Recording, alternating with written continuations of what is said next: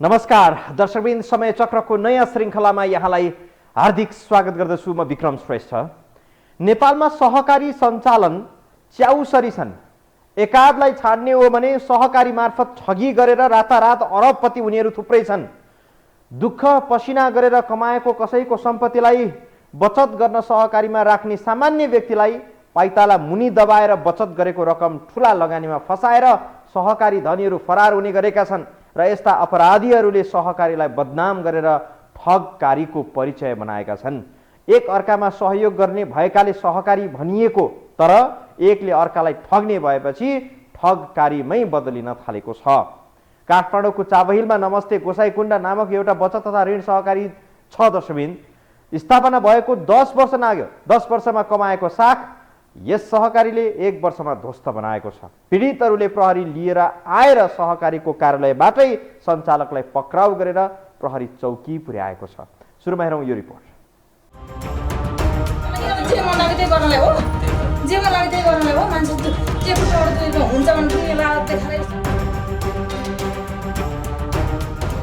काठमाडौँको चाबहिल पिपल रोडमा रहेको नमस्ते गोसाईकुण्ड बचत तथा ऋण सहकारी संस्थाले बचतकर्ताको रकम नदिएर ठगी गरेपछि पीडितहरू यति बेला गौशाला प्रहरी वृत्तमा पुगेका छन्। खाई नखाई दुःख जिलो गरेर 2-4 हजार जम्मा गरेका पीडितको बचत पैसा फिर्ता दिनुको साटो सहकारीका अध्यक्षले उल्टै धम्क्याएर पीडितलाई नै मुद्दा हालेपछि बचतकर्ता प्रहरी गुहार्न विवश बनेका हुन्। पटक पटक आफूले बचत गरेको पैसा झिक्न जाँदा उल्टै दबाब दिए भनेर गोसाईकुण्डका अध्यक्ष ज्ञान बहादुर अधिकारीले पीडितहरूलाई नै मुद्दा हालेछन्। आफ्नै पैसा माग्न जाँदा उल्टै मुद्दा खेप्नु पर्ने भएपछि पीडित सदस्यहरूले पनि यति बेला ज्ञान बहादुरलाई गौशाला प्रहरी वृत्तमा पुर्याएका छन्। बचत रकम फिर्ता नदिएर ठगी गरेको भन्दै पीडितहरूले ज्ञान बहादुरलाई प्रहरी कार्यालय पुर्याएका हुन्।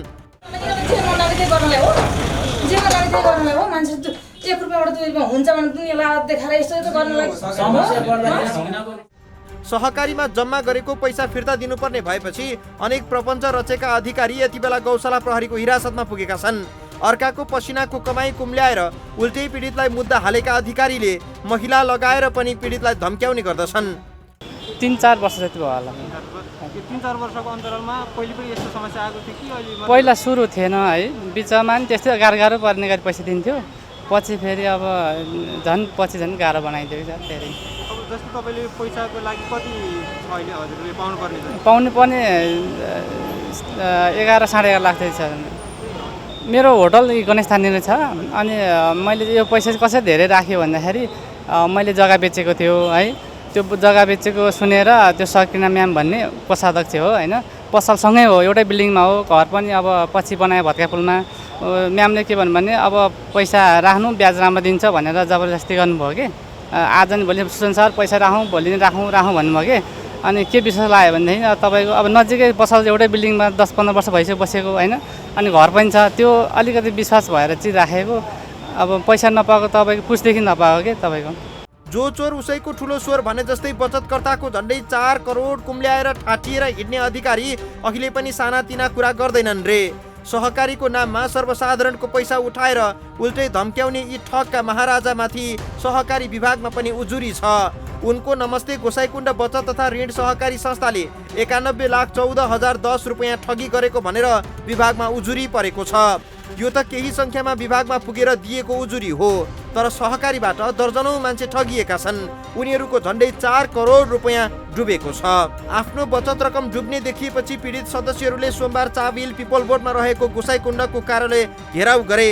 सधैँ फरार रहने अध्यक्ष अधिकारी त्यस दिन कार्यालयमै रहेको सूचना पाएपछि पीडितहरू सहकारीमा हुल बाँधेर पसेका थिए। एकैपटक दर्जनको संख्यामा ग्वारती मान्छे छिर्दा अतालिएका उनले हामीसँग पनि खासै प्रतिक्रिया दिन रुचाएनन्।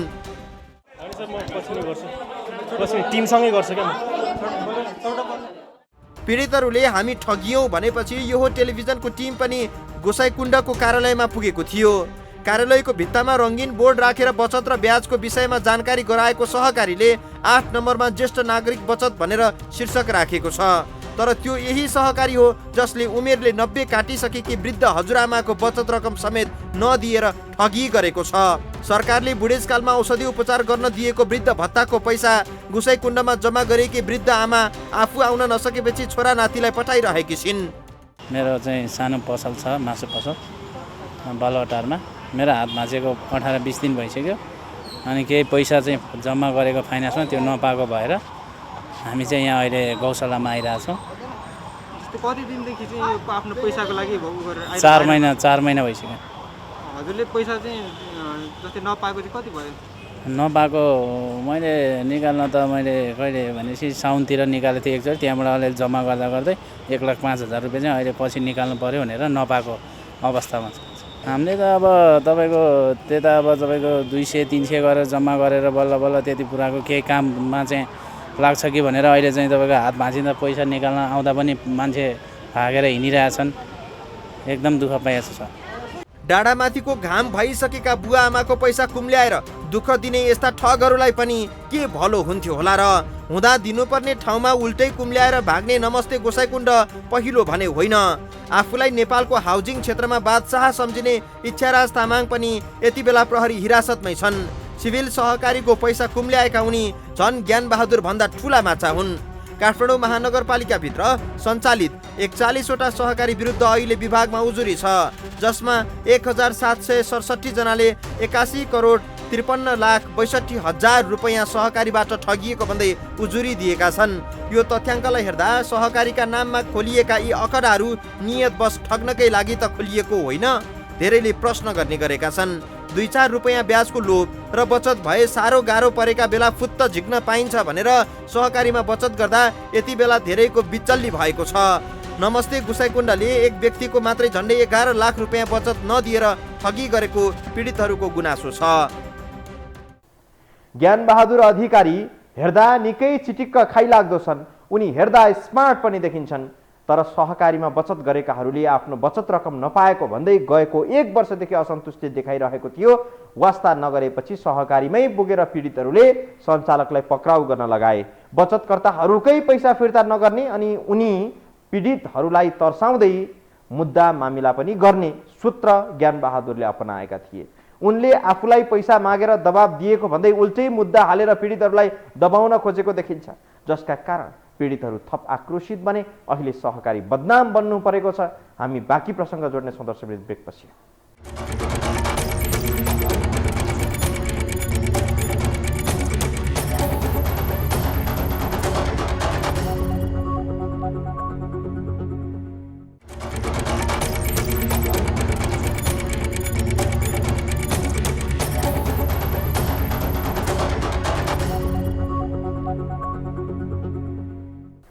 सहकारी सुरु गर्दा सञ्चालकहरूले बडो स्वच्छ हृदयले सञ्चालन गर्ने, पछि भएपछि पैसाको मोटो मुठा देखिन थालेपछि सञ्चालकहरू ठुला ठुला लगानीमा फस्ने, बचतकर्ताहरूलाई मागेको बेला पैसा दिन नसक्ने, फरार हुनुपर्ने, लगानी गरेको ठाउँमा फस्ने, नियतवश बचतकर्ताहरूलाई पैसा नदिनेहरूका कारण आज सहकारी क्षेत्र धराशायी बनेको छ।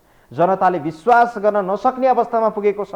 सहकारी वास्तवमा साना उद्यमी र साना बचतकर्ताहरूका लागि अघि बढाइएको अवधारणा हो, तर अहिले सहकारी एउटा धन्दा बनेको छ र कालो धन थुपार्ने, आय स्रोत नखुल्ने, ठुलो रकम जम्मा गर्ने ठाउँ बनेको छ, जसका कारण यहाँ अनेकन तिगडम हुन्छ र सोझा मानिसहरूको साना साना रकमहरू ठगहरूको चङ्गुलमा फस्ने गर्दछ। नमस्ते गोसाइकुण्डको पछिल्लो धन्दा यही प्रकृतिको देखिएको छ।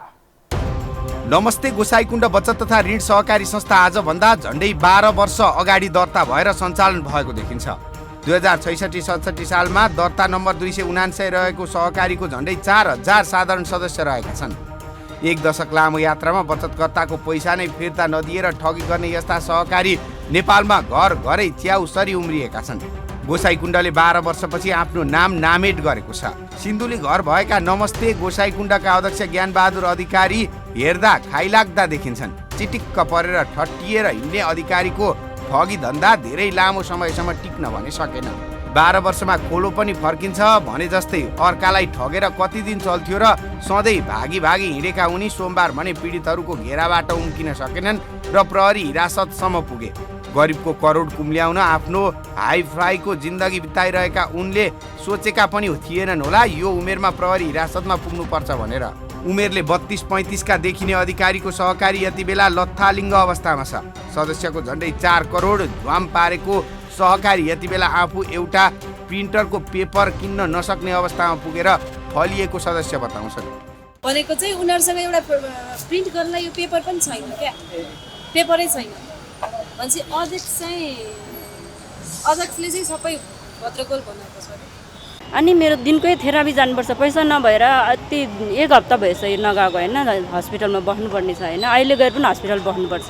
त्यही भएर माग्नु आउँथ्यो अरे यो के भन्छ सर नै नभेट्ने, आज चाहिँ भेटेको छ तर आज पैसा हुँदैन भन्नुभयो है। अब कसरी हुन्छ, हामीले चाहिँ जुटाइदिनु पऱ्यो कि कतिचोटि फर्किसक्यो, हामी खुट्टा नि चल्दैन, मेरो हात पनि त्यो हो कि। अनि भर्ना गर्दैछु पैसा नभएर अहिले त्यतिकै घर कोठामा बसिरहेको छु कि। यति ठुलो संख्यामा साधारण सदस्य रहेको सहकारी कसरी टाट पल्ट्यो? बचतकर्ताले बचत गरेको रकम अधिकारीले कहाँ पुर्याए?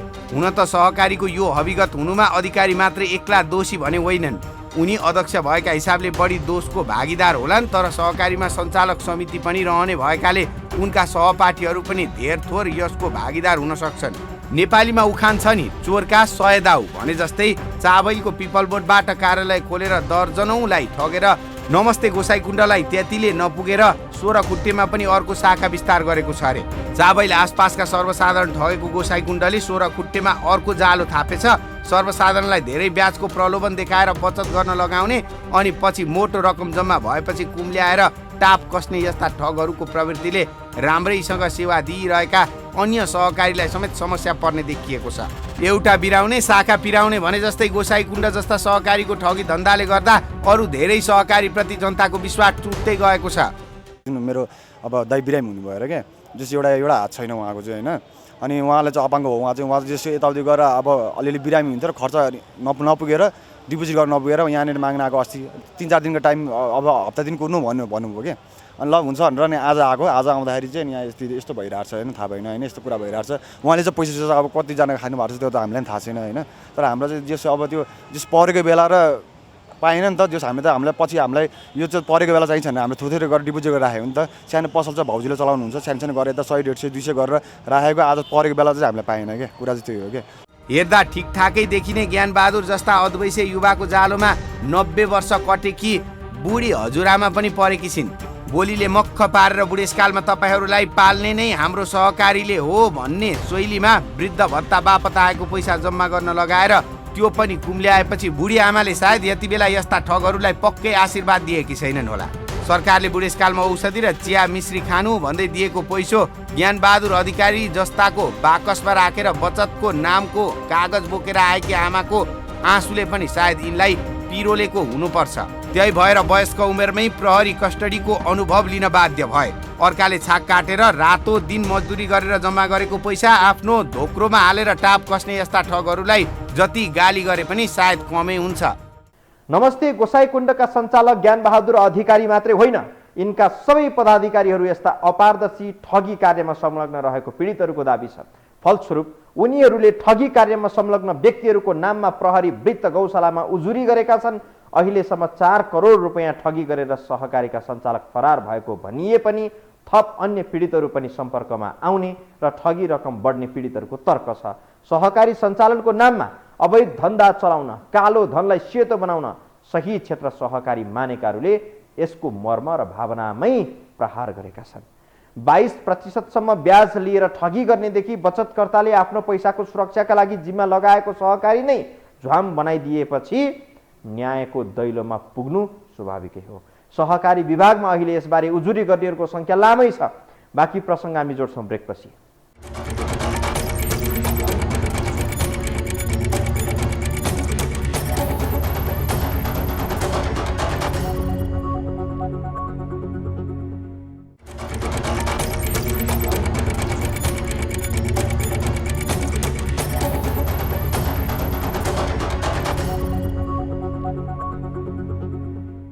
च्याउसरी खुलेका सहकारी र मनोपरी गरिरहेका सहकारीहरूको नियमनका लागि सहकारी विभागले काम गरिरहेकै देखिन्छ, तर परिणाम सन्तोषजनक छैन। सहकारी चलाएर ठगी धन्दा चलाउनेहरूले अलिकति पनि सहकारी विभागको डर मान्ने गरेका छैनन्। स्वयं नमस्ते गोसाइकुण्ड सहकारीका सञ्चालक विरुद्ध पनि सहकारी विभागमा 91 लाख रुपैयाँ ठगी गरेको उजुरी परेको छ। नमस्ते झैँ अरू सयौं सहकारीहरू कारबाहीका लागि विभागमा फाइल चाङ लागेको छ। काठमाडौँमा नाम चलेका थुप्रै सहकारीहरू विभागको अनुसन्धानको दायरामा परेका छन्। नेपालमा पछिल्लो समय सहकारीको ठगी धन्दाले सहर नै गनाइसकेको छ। सहकारी विभागमा मुद्दाको चाङ केलाएर साध्य लाग्न छाडेको छ। कर्मचारीलाई कुन फाइल पल्टाउने हो भ्याइ नभ्याइ जस्तै छ। आफ्नै बचत रकम नपाएर ठगिनेको संख्या झन्डै 2000 को हाराहारीमा छ भने काठमाडौँ महानगरपालिकाभित्र मात्रै सञ्चालित 41वटा सहकारी विरुद्ध उजुरी परेको छ। यो तथ्याङ्क हेर्दा नेपालमा सहकारीको नाममा ठगी धन्दा पनि राम्रैसँग मौलाएको देखिन्छ। बचत तथा ऋण सहकारी संस्थाको नियामक निकाय सहकारी विभागमा आफूहरू ठग्यौं भन्दै 1767 जनाले उजुरी हालेका छन्। उजुरीकर्ताहरूको रकम हिसाब गर्दा 81,53,62,774 रुपियाँ हुन आउँछ। यो त विभागमा पुगेर उजुरी हाल्नेको संख्या मात्रै हो। यस्ता अनगिन्ती ठगेका घटनाहरू छन्। कति पीडितहरू त खोज्न गएका छैनन् अनि कति पीडकहरू भागिरहेका छन्। सहकारी भित्रको ठगी धन्दा वैदेशिक रोजगारीमा देखिएको विकराल स्थितिभन्दा कम देखिन्न। वैदेशिक रोजगारमा जस्तै दलाल र 2 नम्बर कामका नाइकेहरू सहकारी भित्र छ्यापछ्याप्ती भइसकेका छन्। विभागको तथ्याङ्कमा समेटिएको 41वटा सहकारीको ठगी सूचीमा नमस्ते गोसाईकुण्ड बचत तथा ऋण सहकारी संस्था पनि छ, जसले बचत गरेका सर्वसाधारणको झन्डै 4 करोड रुपियाँ ठगेको छ। विभागको उजुरीमा 91 लाख हाराहारीमा ठगिएको उजुरी परे पनि आफूहरूको 4 करोड भन्दा धेरै रकम ठगिएको पीडितहरूको गुनासो छ।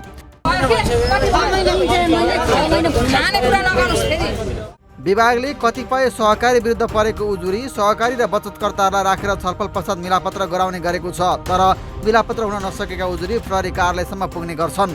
काठमाडौँ महानगरपालिका अन्तर्गत सञ्चालनमा रहेका 41वटा सहकारी विरुद्ध विभिन्न समयमा विभागमा उजुरी परेको छ। यो उजुरी प्रहरीमा मिलापत्र हुन नसकेका मुद्दाहरू हुन्। रकम कलमको काम गर्ने, पैसाको कारोबार गर्ने, बचत ऋणको काम गर्ने धेरै सहकारी संस्थामा अधिकांश चाहिँ ती टाइपका सहकारीहरूमा समस्या देखिएको हो र तिनै समस्या चाहिँ हाइलाइट भएर हजुरको कहानी मिडियामा पनि पुगेको हो। तर के हो भने हामीले झन्डै 30,000 प्लस सहकारी छन् भनिरहँदाखेरि सबै सहकारी खराब छन्, सबैले गलत गरेका छन् भन्ने हिसाबले हामीले आगामी दिनमा ट्रिट नगरिकन जसले गलत गरेका छ त्यसलाई चाहिँ नियम कानुनको घेराभित्र ल्याएर त्यसलाई सच्याउने, त्यसलाई करेक्सन गर्ने, आवश्यकता छ कारबाही गर्ने, जरिवाना गर्ने, त्यो लाइनमा अगाडि बढ्नुपर्ने अवस्था हो अहिलेको। गएको आर्थिक वर्ष 76-77 मा 15वटा सहकारी विरुद्ध विभागमा उजुरी परेको थियो। यो संख्या घट्ने भन्दा बढ्दो छ। अहिलेसम्म सहकारीको नाममा ठगेका घटना सार्वजनिक भएको तथ्याङ्क काठमाडौँको मात्रै हो। यो खालको गोरखधन्दा चलाउने संयन्त्र देशभरि नै सक्रिय छ। सर्वसाधारणलाई भुल्याएर बचत गर्न लगाउने अनि आफूहरूलाई पुग्दो भएपछि टाप कस्ने सहकारीको नयाँ विशेषता बनेको छ। सहकारीको ठगीमा सामान्य सर्वसाधारण मात्र होइन, विशिष्ट श्रेणीका व्यक्तिहरू पनि फसेको उदाहरणहरू प्रशस्त छन्। सहकारीहरूलाई बढी खुला बनाउँदा, नियमन प्रभावकारी नहुँदा यी सबै समस्याहरूले घेरिएको हो। सहकारी सञ्चालकहरू एकाध वर्षमै लाखबाट अरबपति बन्ने, बचतकर्ताहरू आफ्नो सामा समेत माया मार्नुपर्ने स्थितिमा गुज्रिएका छन्। सहकारी सञ्चालकहरूले विशेष गरी सुरुमा राम्रोसँग बचत रकम लिने, करोडौँ रकम पुगेपछि झ्याप्प जग्गा या अरू यस्तै ठुला आम्दानी हुने ठाउँमा लगानी गर्ने, बचतकर्ताहरूबाट सम्पर्कविहीन बन्ने र आफ्नो रकम माग्न आइहाले यसै गरी टार्ने अनि बिस्तारै बिस्तारै फरार हुने क्रम सहकारीमा व्याप्त छ। यस्तो ठगी मानसिकताका सहकारी सञ्चालकहरूलाई चिनेर विभागले एक कारबाही गर्न र धुमिल सहकारी क्षेत्रलाई सङ्ल्याउन जरुरी छ। अवस्था दर्शकवृन्द, आजलाई समय सकृति नै बिदा दिनुहोस्। नमस्कार।